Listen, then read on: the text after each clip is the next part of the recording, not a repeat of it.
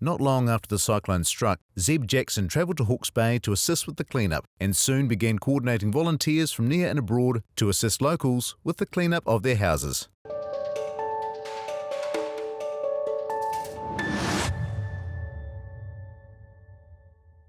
This all started because when everything hit on Valentine's Day, I was up in the Waikato area, and a good friend of mine, Tobias Tahi, initiated a donation drive in Hamilton from Shaw's Bird Park. And so as soon as I heard about that, I was like, mate, count me in. I headed over there in my bus straight away, and we did a 2 or 3 day donation drive. We sent a couple of trucks down from Hamilton, and then I shot over to Waihi and I did another donation drive there before packing my personal house bus from floor to ceiling, full of donations, and I came through to Hawke's Bay myself. And when I got here, the one thing that I noticed when I arrived driving around the streets here, looking for properties myself to assist at, was there were a lot of people walking around with shovels and gumboots and wheelbarrows, not really knowing where to go or who to help or how to get involved. So far, as of today, 29th of March, we've been going for 35 days in total, and we have assisted 38 separate properties and separate property owners. 20 to 30% of our crew members are actually from the Hawke's Bay.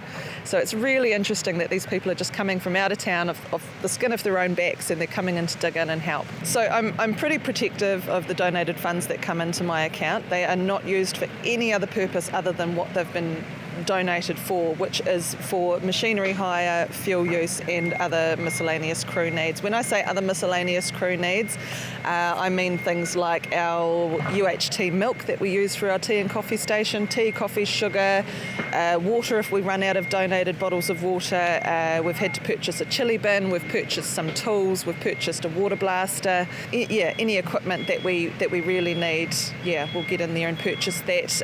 I just saw the mess and I just was like, oh, they need a hand. And so I just came down to give a hand.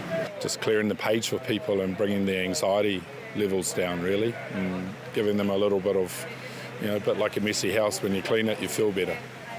It's a concrete floored house. The foundation has slumped in one corner. The water was to shoulder level. All the joinery is toast. There's still 6 or 8 inches of silt through there. It's kaput. It's buggered. What have they been doing? They've done everything. They've just come in here like a tornado and water blasted, taken rubbish away, water blasted, cleaned, put back.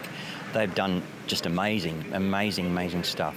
And it's just incredible that a group of strangers, if you like, can come in and do all the things they're doing. It's just absolutely brilliant.